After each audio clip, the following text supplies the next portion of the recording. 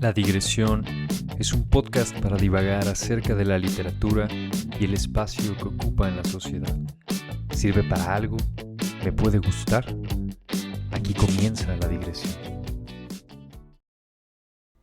Hola, hola, de nuevo, bienvenidos a este espacio, La Digresión.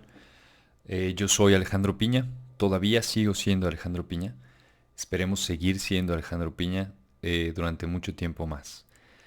Hoy quisiera hablar, como dice el título de este episodio, de qué es lo que hay adentro de una historia. Creo que es un tema amplio, da para varias cuestiones. Hoy en particular quisiera tocar el tema o temas de la verosimilitud y la ficción. ¿Qué son estas dos cosas? La ficción es una palabra que creo que todo mundo hemos escuchado alguna vez y básicamente quiere decir aquello que no es real. Así es como se lee en la cotidianidad. La verosimilitud es otra cosa, diferente. Y sin embargo, la verosimilitud es una cualidad necesaria de cualquier relato. Y aquí no me refiero solamente a la literatura, me refiero en general a todo. Por ejemplo, hace poco veía en internet, paseando allí por los videos que hay en TikTok, en Instagram, en YouTube, etcétera, una un señalamiento que hace este periodista famoso ya, ¿cómo se llama? Jorge Ramos, creo que se llama. Estuve a punto de decir Sergio Ramos, pero no, ese es futbolista, ¿verdad? Jorge Ramos hace un cuestionamiento en la mañanera al presidente de México, a Andrés Manuel López Obrador, diciéndole que básicamente las cifras que está presentando el señor allí mismo sobre el combate al crimen organizado, pues están mal y que la fuente de la que él está extrayendo los datos que le está queriendo hacer ver como correctos es el mismo gobierno. Y AMLO dice algo parecido a... Lo que pasa es que aunque son los mismos datos, hay maneras de verlo, ¿no? Eh, y es una respuesta francamente, eh, ¿cómo decirlo de manera amable? Porque no quiero decir lo que realmente pienso, ¿no? Sobre eso, pues, pero amablemente podríamos decir que es una respuesta torpe, y dejémoslo así. ¿Por qué todos podemos coincidir en que es torpe la respuesta? Porque no puedes tener los mismos datos, exactamente los mismos datos, y tener visiones distintas al respecto, sobre todo cuando la visión que estás presentando realmente no representa una interpretación, sino una presentación. Listo, ¿no? Eh, y sin embargo se le pasa, pues se le pasa al presidente, es capaz de decirlo y nadie es capaz de señalarle que está cayendo en un sinsentido, ¿no? Cosa que además es muy común, no solamente en el ámbito, o sea, específicamente en el caso de AMLO es como el pan de cada día, pero es un tema realmente preocupante, que cada vez sea más fácil decir lo que sea y que no haya ningún problema, pues, ¿no? Al establecer la verdad, eh, tomamos en cuenta quién la dice, no tomamos en cuenta qué es lo que está allí, ¿no? Y aquí es donde entra en juego el tema de la ficción y la verosimilitud. Me gustaría antes de empezar con esta cuestión, recordar un par de historias. Jorge Luis Borges, un escritor argentino que creo que murió en 1986. Y bueno, si no lo has leído, deberías leerlo, en mi opinión. De pronto no es una lectura súper sencilla la de Borges, pero es un escritor extraordinario, sumamente influyente en un montón de escritores más. Y breve digresión al respecto, dicho sea de paso también, en el 86 justo, debieron haberle dado el premio Nobel al señor Borges, pero la Academia Sueca creyó que era mejor dárselo a Alexander Solzhenitsyn. Creo que Borges es más famoso que Solzhenitsyn, a pesar de su premio Nobel. El ruso no es ni poquito un mal escritor, eh, pero bueno, estoy con los camaradas argentinos en la indignación. Incluso casi, que serán 30 años después, habría sido bueno que tuviera ese reconocimiento Borges. Fin del paréntesis cultural. Borges tiene una peculiaridad en un montón de historias que a muchos escritores les parece como exasperante, o repetitivo, y a otros les parece, pues, sinceramente genial. Básicamente él se pone como personaje en sus historias, en varias de ellas, y eso hace el relato un poquito más complejo, porque nos obliga como lectores a cuestionarnos la realidad como una cosa objetiva, externa, y la realidad que estamos leyendo, una realidad inventada, es decir, el mundo de la ficción. Eh, ¿Y qué es lo que hace Borges, no? Entonces, por ejemplo, en una historia que se llama Tlön, Uqbar y Orbis Tertius, sí, así de extraño se llama ese cuento, más allá de lo que trata, hay un episodio en el que tocan a la puerta de la casa donde realmente vivía Borges en Buenos Aires. El que toca es realmente un amigo de Borges en Buenos Aires. Dice el nombre de la persona, que es Adolfo Bioy Casares, y ahí empieza ya una cuestión fantástica, ¿no? Sobre una enciclopedia y un tomo que hace falta y demás. Pero incluso es capaz de dar su dirección personal, de dar los nombres de sus amigos, dar su propio nombre, todo lo cual tiene un correlato con la realidad. Realmente ahí vive Borges, realmente es su amigo, realmente hacían esas cosas extrañas, ¿no? De compartirse libros extraños y ocultos. Y sin embargo no nos parece un problema, pues, ¿no?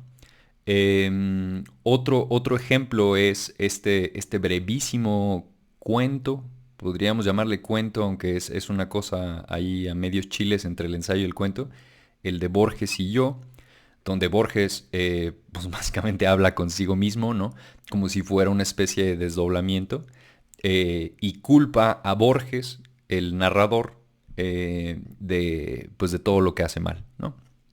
Y mi favorito de esta brevísima selección de relatos donde Borges se pone a sí mismo como personaje es uno donde queda muy clara la frontera entre la ficción y la verosimilitud y la realidad, ¿no? Se llama Episodio del Enemigo.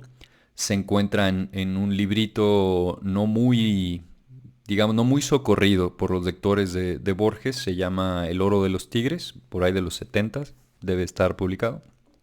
Y en el episodio del enemigo, spoiler alert, un enemigo está cazando al narrador desde hace un montón de tiempo, ¿no? Entonces el narrador cuenta la historia de cómo está en una especie de cabaña, retirado en el bosque, huyendo, siempre ha estado huyendo de su enemigo, ¿no?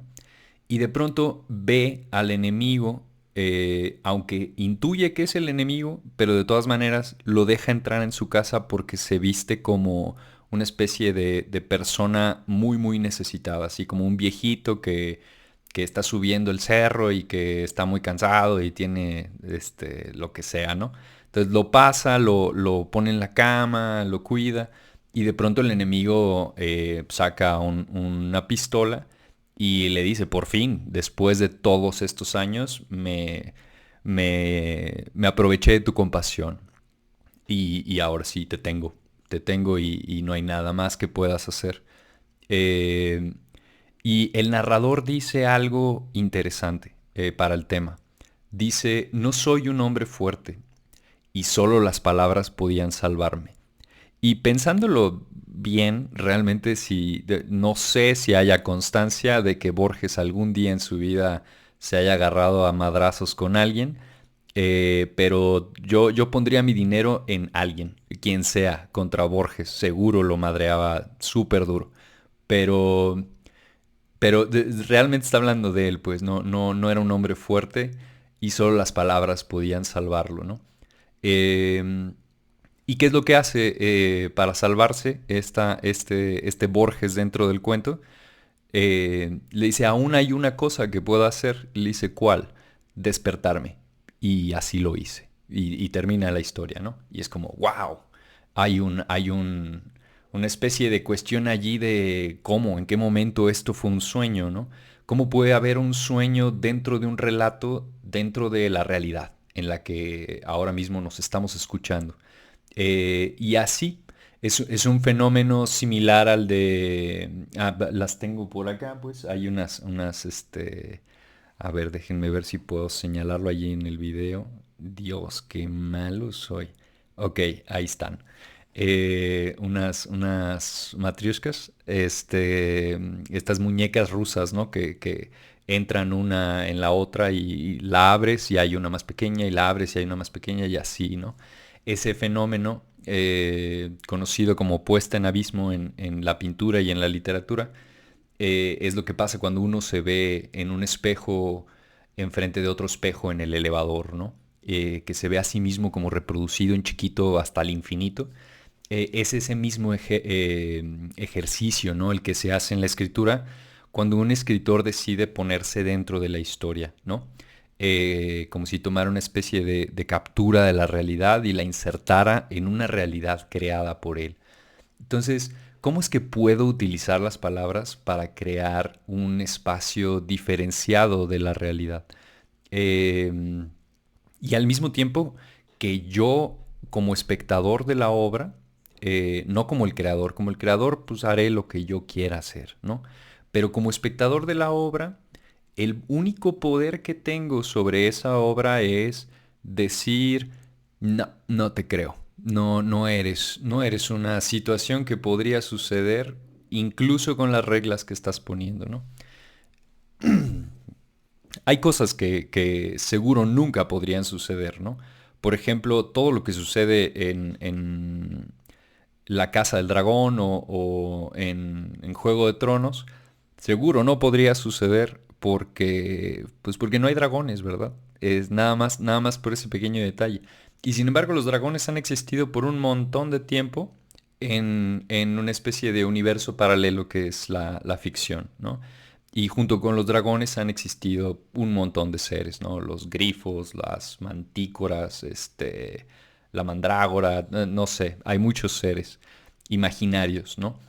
Pero bueno, en la antigua Grecia, dos nombres que seguramente te pueden ser familiares, ¿no? Son los de Platón y Aristóteles.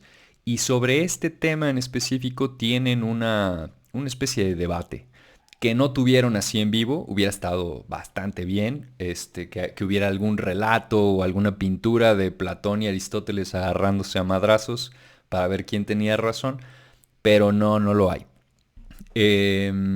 A ver, un poquito de agua nada más.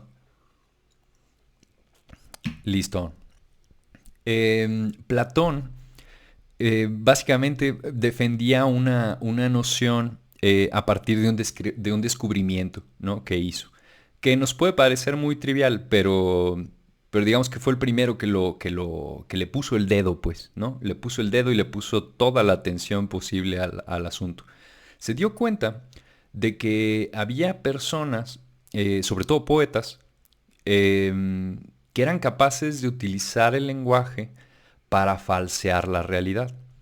Y que en vez de describir lo que deberían de describir de la realidad, eran capaces de no hacerlo, eran capaces de hacer lo que quisieran, pues. Y decir que un atleta en las Olimpiadas, ¿no? Que mucha poesía griega eh, se compuso a partir de las Olimpiadas. Hay muchos poemas sobre eso. Pues decir que un atleta en vez de brincar 2 metros, no sé, brincó 15 o los que sean, pues, ¿no? Y esto le dio a Platón una especie de momento de eureka, ¿no? Y se dio cuenta de que el ser humano tiene conciencia del lenguaje. El debate que tuvo o que hay pues con Aristóteles tiene que ver con la poesía, eh, en el sentido de que la poesía para Platón debería de ser una descripción fiel de la realidad, mientras que para Aristóteles la poesía debería de servir como una realidad posible. Y no y son dos posturas irreconciliables pues las que tienen estos dos señores, ¿no? Em, Cuando hablan de poesía se refieren no solamente a la literatura, se refieren a todo el acto creativo. La poiesis, que es digamos, la cosa de origen de donde viene la palabra poesía, en griego significaba un verbo, pues el verbo hacer, un hacer. Y esta poiesis creativa realmente es lo que critican ambos, ¿no? Y a lo que dedican bastantes páginas de su filosofía.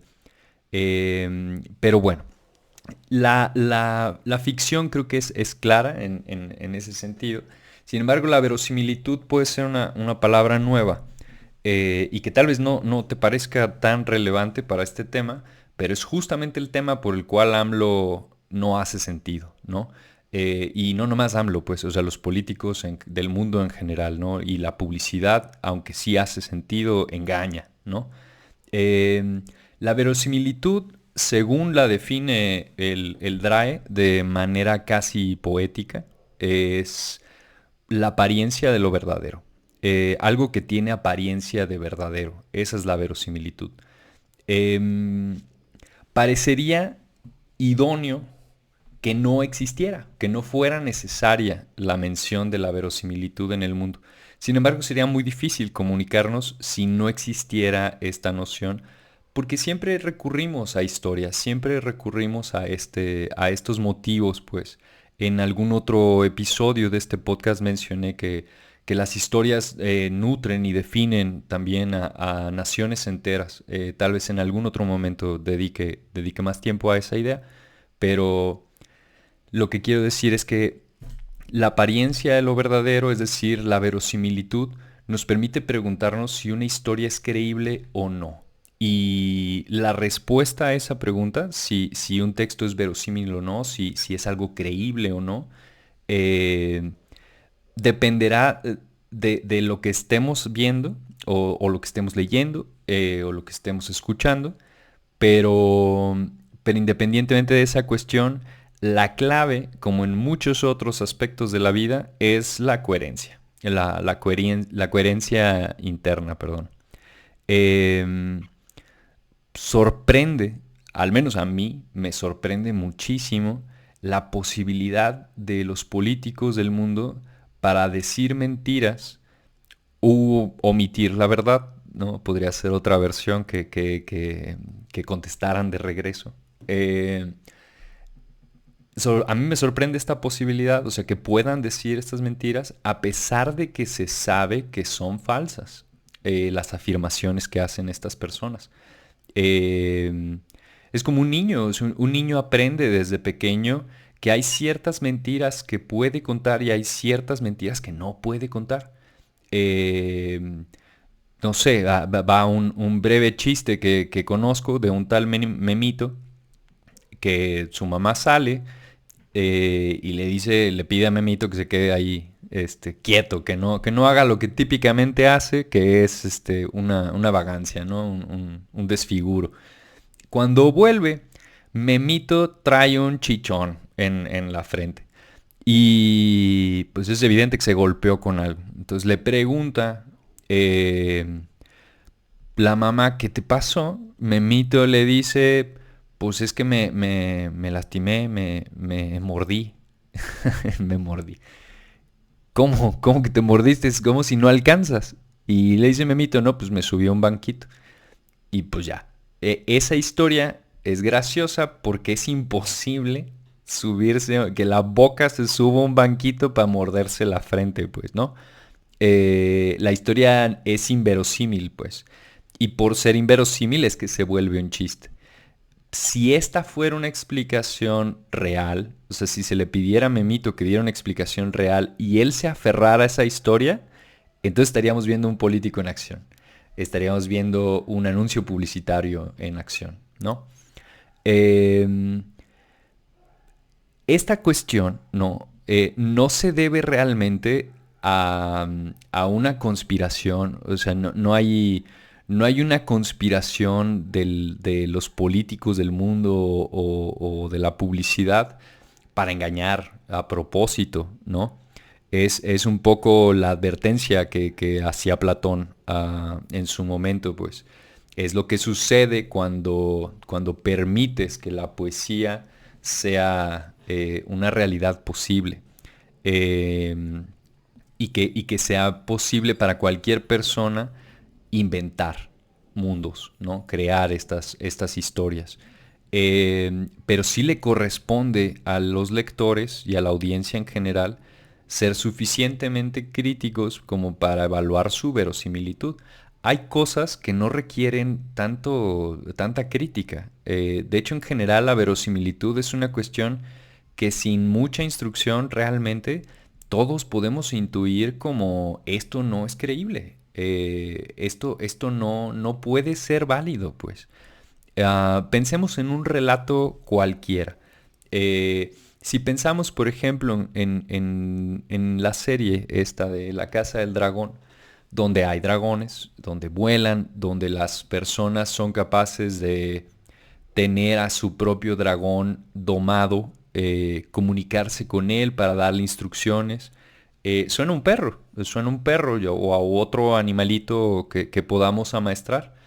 Em, hasta ahí la historia no es problemática. O sea, la historia nos pide de entrada que creamos en ella, ¿no? Algo que señala Humberto Eco en un librito viejito, ¿no? El lector infábula, se llama el libro este de Humberto Eco. La idea de que hay un contrato, pues, entre el objeto artístico, puede ser un libro, una serie de televisión, una película, lo que tú quieras, y el espectador. El contrato es, vamos a suspender la realidad durante lo que sea que dure este evento, pues, la lectura, la vista de la película. Vamos a suspender la realidad y te invito a que creas en este nuevo mundo que creé. Ese mundo se puede parecer muchísimo al mundo en el que vivimos, o puede ser completamente distinto y puede ser su propio universo con sus propias reglas, que es el caso de la Casa del Dragón. Tiene sus propias reglas que todos aceptan. Em, Sin embargo, hay algunas cuestiones que yo podría meter en la Casa del Dragón como sugerencias para los siguientes capítulos que faltan o las siguientes temporadas y serían historias inverosímiles. Por ejemplo, si de pronto se descubriera que toda la dinastía de los Targaryen procede de una antigua raza alienígena que conquistó la Tierra cuando estaba en su infancia y se ha dedicado a plantar líderes por la galaxia, pues entonces la historia se vuelve otro tipo de historia, pues, ¿no? Estas cosas que nosotros mentalmente y en las librerías vemos como géneros, ¿no? Sabemos que hay géneros más o menos acercados o alejados a la realidad cotidiana, pues a la realidad objetiva que experimentamos todos los días con nuestros amigos, nuestras familias, nuestras parejas. Eh, pero meterle ciencia ficción a una historia completamente fantástica son dos cosas que no van bien. Podría ser, podría ser, pero de entrada la historia se volvería demasiado exagerada. Ya perdería, digamos, el peso. Y, por ejemplo, las historias que son francamente de ciencia ficción en el espacio, por ejemplo, o sea, en un futuro inimaginable, en un futuro que podría ser que suceda o podría nunca suceder, Es posible, ¿no? Es posible el viaje intergaláctico súper veloz, es posible, no sé, el desarrollo evolutivo de la capacidad de respirar en 3 lunas de Júpiter, no, no sé, lo que sea, ¿no? Y lo mismo, si en esa serie, ¿no? Como la de, no se llama La Expansión, yo la conozco como The Expanse, eh, si en esa serie apareciera un Targaryen cruzando la galaxia en un dragón, estaría muy chingón, me daría mucha risa y nunca más volvería a ver la serie, pues. Ya me perdió porque ya no le creo, pues. Ya no creo ese pastiche, esa parodia, ese pegarle un elemento que le es ajeno, pues. Se volvió inverosímil la historia, ¿no? Eh, Ahora, como en muchos capítulos, en muchos episodios, ¿no? De esta serie, quisiera resumir un poco sobre este tema de la ficción y la verosimilitud. Hay mucho más que decir, evidentemente, pero pensemos en dos cosas, sobre todo, para quedarnos con algo. La primera es que la ficción, como decía este Jean Baudrillard, o Baudrillard, este, la ficción es un simulacro. Hay que pretender que la historia es cierta, ¿no? Y los simulacros también tienen sus reglas, ¿no? También esto está muy cerca de las ideas de este otro filósofo, también francés, Lyotard, que sobre la sociedad del espectáculo, ¿no? La idea del espectador que está sobrecargado de estímulos y que es incapaz de diferenciar la realidad del espectáculo en el que está inmerso, pues. Esa es una idea. La otra idea es que la ficción, por más, digamos, innecesaria que pudiera parecer, realmente es importante. No solamente para crear obras que me entretengan, ¿no? Cuando no tengo nada que hacer y prendo la tele, veo una serie, leo un libro, lo que tú quieras. No es tanta esa la función que tiene la ficción. Esa es una y es muy importante y está muy chida para mí. Pero la ficción tiene la capacidad de incidir directamente en la realidad. Es decir, la ficción tiene la capacidad real de transformar la realidad.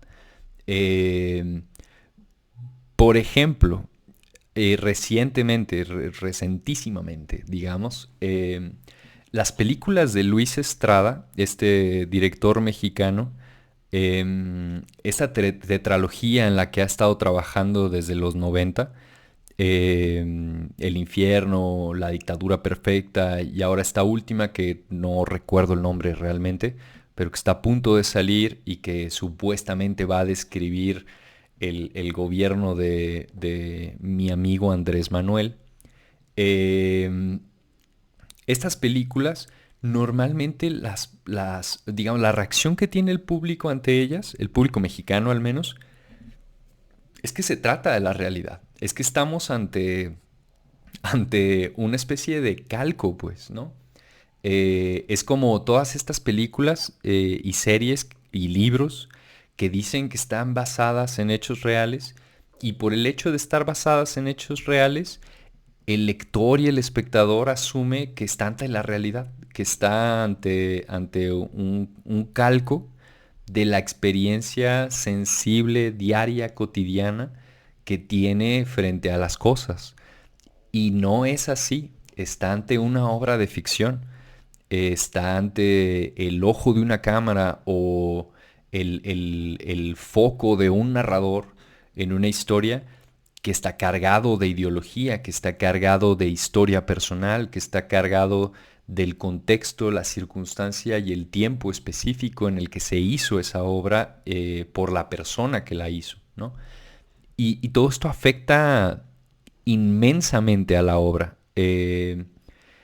Estas pelis que creemos que son reales no lo son y sin embargo hay hay un vínculo allí que nos permite decir esto, además de que se parece a la realidad, es bastante creíble.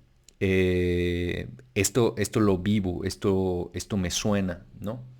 Y en ese darse cuenta es que la ficción puede incidir y transformar la realidad. Puedes de pronto darte cuenta que tu mismo presidente, o sea, que la persona que dirige el país la dirige mediante la parodia en la que se le hizo en la dictadura perfecta a don Peña Nieto, ¿no? Eh, pero bueno, para cerrar, me gustaría compartirles una frase que a mí me encanta y leí en alguna novela de el ahora infame Paco Ignacio Taibo II. Aprendamos a separar dos cosas. Una cosa es la obra de Paco Ignacio Taibo II y otra cosa es que dirija el Fondo de Cultura Económica como quién sabe quién. Ya dejo el adjetivo para quien lo quiera agarrar y poner. Pero Paco Ignacio Taibo II empieza su libro muy crítico y muy cómico. Cuatro manos se llama la novela esa. Dice, cualquier parecido con la realidad. Viene todo este mensaje, ¿no? De los hechos que vienen a continuación son hechos falsos, no es producto de la ficción, etcétera, etcétera, etcétera. Nombres, nadie se refiere a nadie, ¿no? Y cualquier parecido con la realidad es culpa de la realidad. Cuídense un montón. Si aún no siguen a la digresión en Instagram o en su red social favorita, hágalo. Si tienes alguna duda, tienes alguna pregunta o algún comentario, por favor, házmelo llegar. Y bueno, donde sea que te encuentres, te deseo un increíble bienestar. Y nos vemos el próximo jueves con otro episodio de La Digresión. Chido, bye.